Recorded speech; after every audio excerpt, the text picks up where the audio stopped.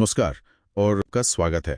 आज हम डाकघरों के लिए एक काफ़ी महत्वपूर्ण अपडेट पर बात कर रहे हैं।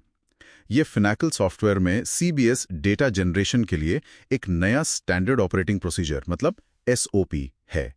हाँ, और ये खास तौर पर एपीटी 2.0 के लिए है। आज 1 अगस्त 2025 है और ये कल 2 अगस्त से लागू हो रहा है।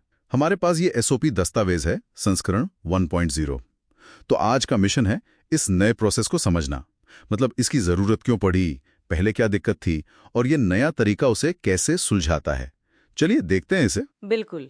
देखिए, पहले जो मुख्य समस्या थी वो ये कि एपीटी 2.0 में उसी दिन की अकाउंटिंग के लिए जो सीबीएस डेटा चाहिए होता था ना, वो तभी मिलता था जब संबंधित सीपीसी मतलब सेंट्रल प्रोसेसिंग सेंटर फिनैकल में एसओएल डे एंड यानी एचएसटीओ पूरा कर लेता था।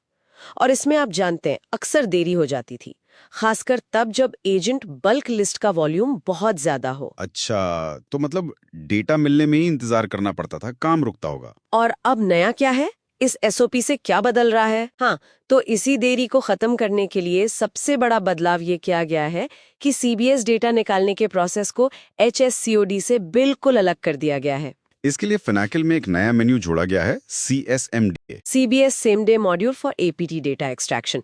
और सबसे अहम बात यह है कि इसे पोस्ट ऑफिस खुद ही चला सकता है। अरे वाह, ये तो बड़ा बदलाव है। हाँ, अब उन्हें सीपीसी का इंतजार नहीं करना पड़ेगा। तो कंट्रोल अब लोकल पोस्ट ऑफिस के पास आ गया है। हाँ। तो वाकई बहुत बड़ा कदम है।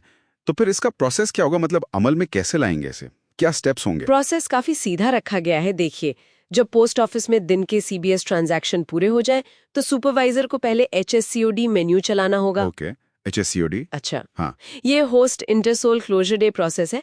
ये पक्का करता है कि दिन के लेन देन सही से प्रोसेस हो गए हैं। जब ये सक्सेसफुली पूरा हो जाए उसके बाद ही वही सुपरवाइजर नया सीएसएमडीए मेन्यू चला पाएगा। मतलब पहले एचआईएससीओडी फिर सीएसएमडी।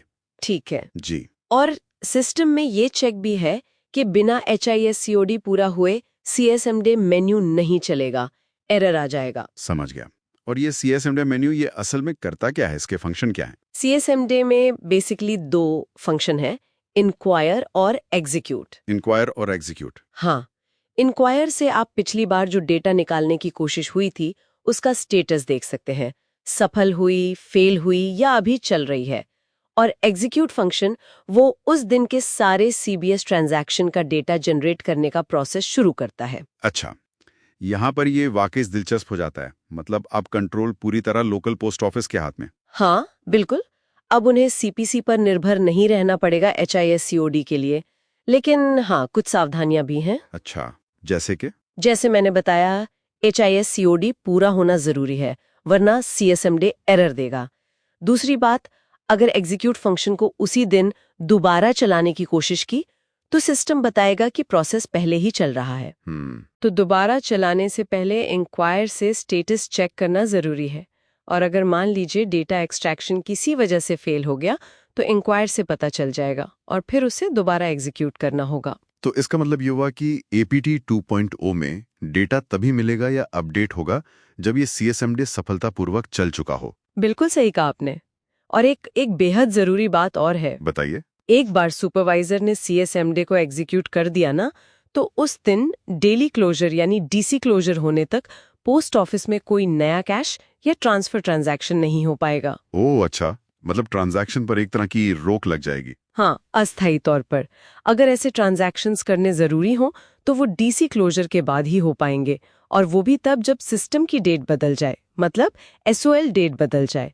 एचओएससीओडी के बाद उसके लिए सुपरवाइजर को एचओसीएसटी और एचओएक्सटी मेन्यूज इस्तेमाल करने होंगे, कैश और ट्रांसफर के लिए। एचओएससीटी और एचओएक्सएफटी। ठीक है। और हाँ, एक और बात, ये सीएसएमडी मेन्यू छुट्टियों के दिन नहीं चलाना है।